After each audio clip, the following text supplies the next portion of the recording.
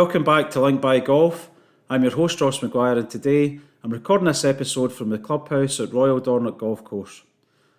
I have to say, I've been out there today getting a lesson from Gary Dingwall, the head teaching professional. And when I say it was a lesson, Gary shot 2 under very comfortably. I was 5 over and I was done and dusted by the 15th in the game. Had an amazing time out on the golf course. But what I wanted to do was give you the inside track on the club's plans for the future and how they will continue to grow way beyond their 150th anniversary, which is coming up shortly. So let's go over to the pod and hear from Neil Hampton, the general manager of the club.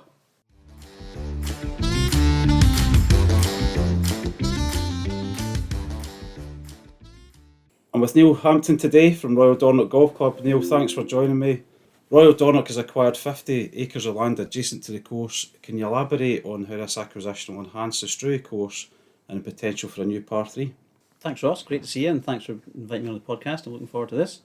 Yeah, I mean, I think it's an interesting question. The club has one of the best golf courses in the world, as you alluded to in our earlier conversation, and you know, it's great that we have that. But we're here. We're a game of golf for everyone. It's not just championship people who are ticking boxes and want to play the best in the world. We have a diverse range of golfers in the world, so we're keen that we provide facilities for them. You know, our ambition is to make sure that if you come into Dornoch, whatever level of golf you are, whatever age you are, whatever ability you are, there'll be something for you to play in Dornoch. It's not just a championship. So it was a great friend of ours, and one of the people that's worked with Dornoch for a long time is Tom Mackenzie of Mackenzie and Ebert. Okay. And he was looking at the Struy course about, it must be a dozen years ago now. He identified the parcel of land beyond what was the 10th hole. He said, look, that is pure golfing land, the way it rumps and humps and rolls and the little undulations, the heathers in it. He said that's a prime piece of golfing land because a lot of the other land round about is very flat. Way back then he had identified that as a parcel of land that we should really consider acquiring, and that would help us with the Struy course expansion. As you know, things don't just happen overnight, and it took us rather a long time to acquire the piece of land from the farmer who was very keen to help us. Unfortunately, the farmer, poor man, passed away before we could complete the deal, and then COVID came along, so we had to knock that back again because his children were now taking over the farm and trying to dispose of it. And so, but they left strict instructions that he wanted the farm to sell to us that parcel of land, and so that was set aside. Negotiations happened, and last year we managed to buy it. Fantastic. So it was great. And then Tom, a very good friend of the club's, helped us with a pre-planning application. So we made sure that we could actually, build golf holes on it should we acquire it, and that all fell into place, and that is the case. Fantastic. So we do have this parcel of land, and that, and as you've alluded to, the clubhouse was a big project that was actually, again, stifled by COVID, and that's now coming to fruition. And so as we approach the end of the clubhouse project, we felt now's the time to revisit the Struy course and practice facilities and everything. Fantastic. We done a survey in 2023 of the members about what they thought was next, to get a feel for what we should be doing. Yeah. And the two things that came out, neck and neck on the list and way above everything else was, we want a better Struy course and we want practice facilities. We have a practice ground, we've got some nets, we don't have a driving range, we don't have a proper short game area, we don't have a great putting green to putt. We wanted these things to help people practice. We want people to hone their games, and we said, right, okay, these are the two things that are up there. How do we go about it? So the back end of last year, we put a brief together. And it's quite interesting. I don't know if your podcast followers are into this, but we're getting into AI now. So I tapped in a few things into ChatGPT, and this beautiful brief comes out. And so I thought, that's easier than me trying to make things up. So we took the brief and we sent it out to a couple of people and a few more people. So we had ended up with 9 architects companies came to us, and we said, there's a brief. And I was very keen on saying to them, as well as what the brief says, what we're looking for is what Dornoch will look like in the next 50 years. What will, when we look forward, or look backwards, what's the difference? And that's what we're keen to say, is that how do we develop? And one of the reasons I came here was that the club was keen to progress. It was keen to build on what it had. It wasn't wanting to just nurture what it was and polish what it had. It's like, what else can we do? So it was blue sky thinking, as we talked about. It's right, here's all the land that the club has, right, as well as this new parcel. We've got another 300 plus acres as well as that, and said, right, what would you do with that? You guys have been around the world, you've seen various things that other clubs have done. What do you think can work for us and be fit into that parcel of land? And so the 9 architects, and hats off to them all, I hope some are listening, they all gave us excellent proposals. And as we've said, any one of them would have done a great job for us. The members were really happy. Yeah. But the King's Colin Dormer one was something that really we all went, wow. Never thought of that. That really is taking blue sky thinking to the extreme. And what they propose is a stunning suite of golf facilities that, when completed, which won't be tomorrow, and it won't be in 5 years' time, it might be 15 years, it might be 20 years, we don't know, because they've packed so much into what we have. And so, yeah, we're going to end up with not just an enhanced Struy course, we're going to end up with a brand new golf course. So Dornoch will have 3 quality 18-hole golf courses. Fantastic, that's awesome. We're going to have a practice ground. It's going to be 380 yards long. It's going to be about 300 yards wide. It's going to incorporate within the practicing area something that's quite popular these days, is a little par 3 course. So turn off the driving range at night and let people play a little par 3 course. And you've got a huge junior academy here as well, which is very active. Absolutely. But also in conjunction with that, we're going to build separately an 18-hole par 3 course that can operate all the time. That's phenomenal. Wow. So not just that.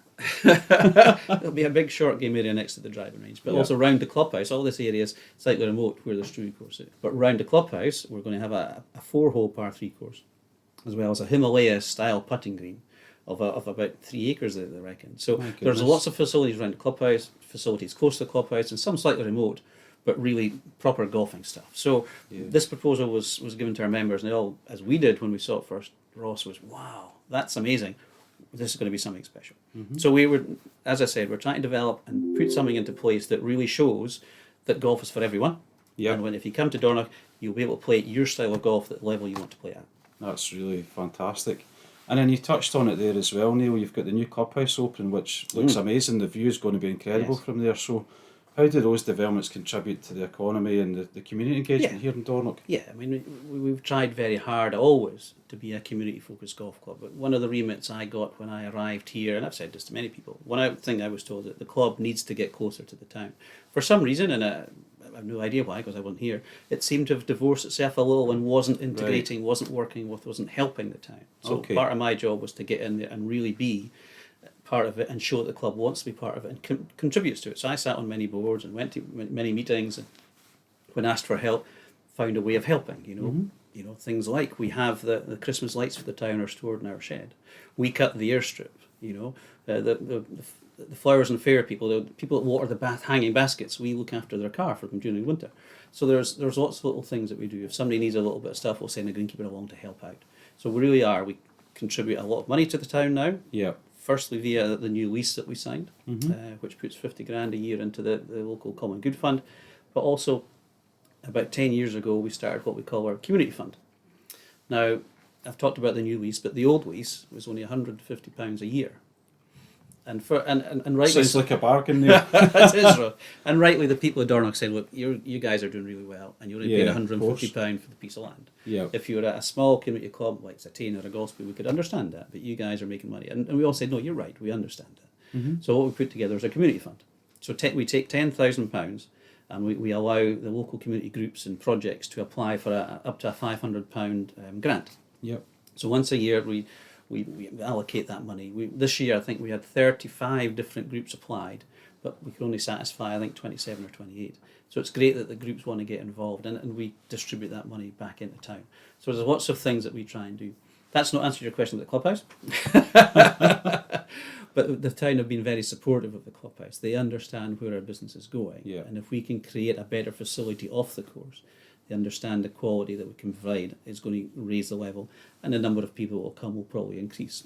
We can't get any more people in the championship course, so that'll be a slow burn until we get the new facilities. Right. But what I said to lots of people, Ross, is that we must create the off-course facilities that will cope with the increased numbers before we can build a new facility that will bring the increased numbers. Of course, because you don't want to be having people coming and not getting the facilities that you want them to have. Yeah, you've just spent a day playing our course and in our clubhouse, and while the clubhouse is nice and quaint, it really isn't quite fit for purpose anymore. Still very nice though, I have to say, and the experience was incredible out there. And Gary put me away, obviously. Give me these sob stories about how he doesn't play anymore, shoots 2 under. I know. Yeah, there wasn't a change from history, put it that way. Yeah. But I'm pleased to say that, when we had first put the drawings out, some people said, I'm not quite sure about it, because it was 2D drawings don't give the full impact of what it's going to look like. Yeah, but now people can see the physical building. We've got the sandstone facing going on, the clock towers are going in, we've got our crests inlaid into the facing. People are going, actually, wow, this is a and where it sits just on the, I guess, the verge of going down into the beach there. Yeah. I mean, the view's already fantastic from the clubhouse, but it's going to be even better if that's possible. Yeah, that's one of the key features of the current clubhouse, is the floor-to-ceiling windows in the main lounge, Yeah. and people sit there all day and just look. At the moment, we've only got 5 tables that sit in a window. Right. In our new clubhouse, we'll have nearly 25 tables that That's have a a huge window difference. seat. Yeah. You know, and suddenly it really opens up the possibilities for what the clubhouse can do for us. Yeah, because I said to Gary out in the course, and I could have picked a number of holes that he was asking me what I was wanting to do for the rest of the day, and I said, honestly, Gary, I could just sit here and watch people going through and just watch them playing and just take in the day. It's fantastic. Yeah. So then, Neil, you've touched on the developments there, and you've had recent trips to the States. How's Dornoch strengthening its international presence, and what's the reception been like from golfers from around the world? I think I was lucky. Dornoch was a reasonably well-known brand before I went along. But part of my remit was to build up that brand, to make sure that people not just knew about it, but remembered it. Yeah. I mean, golf's a very big industry now. You know, there's lots of golf courses, lots of great new golf courses coming along, as we're going to do too. So people then, you know, the moths fly to the light. You know, Bandon Dunes or a Sand Hills or a Kiwa, Siam, and, you know, Cabot, they're doing a great job. So we've got to make sure that our name's still in the frame. And the biggest connection, I'm sure you know, Ross, is that Donald Ross himself was born here. I saw his house. I've got the picture to prove it. You've been in front of the blue plaque, yeah? Yes, absolutely, of course. So that's the thing. So, the club, everybody should realise you can never stop marketing, you know, and we've got very, very proficient people on our social media and our website and our PR. But the physical presence, and golf's still a physical game, and Absolutely. now we're out of COVID, sitting down, shaking people's hands, chatting to them really does make a big difference. Yeah, and I think for any business, and it is a business, right? Of course, you're playing golf, but if you want to generate interest and you want people to come along, you've got to engage with them, and you've got to make that effort. Yes. You can't just be sitting on your laurels and expecting people to come here just because. You've got Yes. to still give them a reason, even beyond what is an incredible golf course out there. Yeah. You've got to make it available. You've got to make it welcome. You've got to make it desirable. You've got to make them feel like it's a place they want to be at. And then sometimes, and most of the time, you're going to do that by speaking to them and encouraging them. And once they've come here once, you know, suddenly the door is open and their mind is open. Yeah, absolutely. And Royal Dornoch was recently recognised as Scotland's best golf course at the World Golf Awards. So, what does that recognition mean to the club? Well, I think it's a little pat in the back for the work they've done, not just for you know, getting out there and shouting about it. It's for all the teams within the clubhouse. You know, I mean, when I do an induction for new staff, I say to them that every single person is important as everybody else. You know, we're all doing a slightly different job, but the end result is to make Royal Dornoch the best. Yeah. You know, we all have to play our part in that. So nobody's more important or less important than anybody else. And I think achieving these awards, really, they understand it, and we thank the staff when they come. You know, the members are great at supporting the staff. I have to say it's a very collegiate place here. You know, we're all first name terms with our members, with our staff, with ourselves. So it's great that when these things happen, the members email in and saying, "Well done, team, thanks for that. That's a great job." And we pat the team on the back too to say, "Look, this is your efforts that do this. There's no one person, no one individual, no one thing that's happened.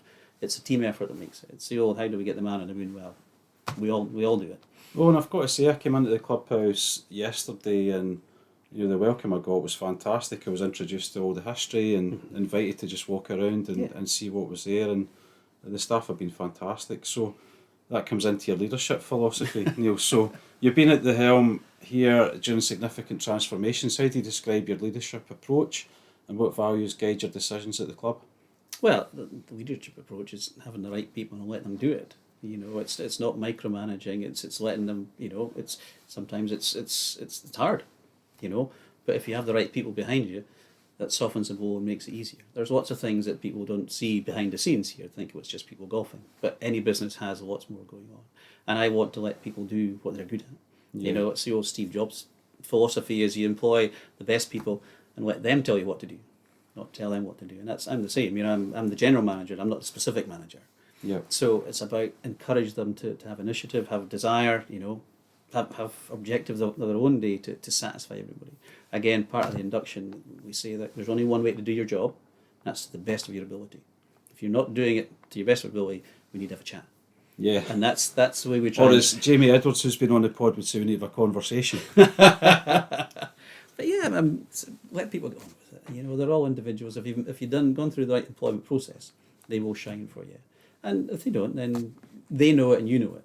And these people move on quickly. But if they tie into the philosophy of making Royal Dornoch the best, and we do it together, then we all go far. Yeah, absolutely. And then just wrapping up here, Neil, and thanks for your time. I really appreciate it. I know it's so busy. You've got all the development going on here and everything else already. So the club's approaching its 150th anniversary. What legacy do you hope to leave, and what vision have you got for Dornoch in the next decade?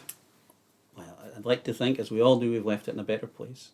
I'd like to think that, you know, Dornoch is going to continue to prosper, continue to grow, and the benefits of golf to Dornoch will be there and evident for everybody to see. You know, I do liken back to what my father said. You know, it's about the game of golf in Scotland, Ross. I think this is really important.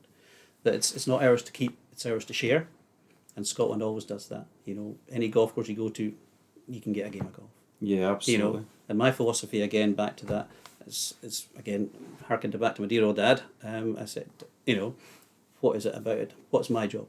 Well, I'm here to help you play golf, not to stop you. I love that. Fantastic, Neil. So listen, thanks so much for, first of all, allowing me to come here and play golf with someone I've known for a long time. I've had a wonderful time, and I really appreciate your time, and all the best for the future. I think it's going to be phenomenal. It's already incredibly off the charts, but I'm looking forward to seeing it getting even better in the future. Thanks so much. Thank you very much. I've really enjoyed that, and thank you for coming and enjoying what we have. Yeah, no problem. Thank you. Cheers.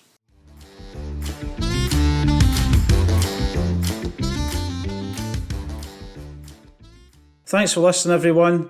I hope you enjoyed the show, and if you did, please do remember to leave a review on whatever platform you use to listen to the podcast. I'd like to take this opportunity to thank Neil Hampton and all the team at Royal Dornoch for the incredible experience I had out on the golf course today.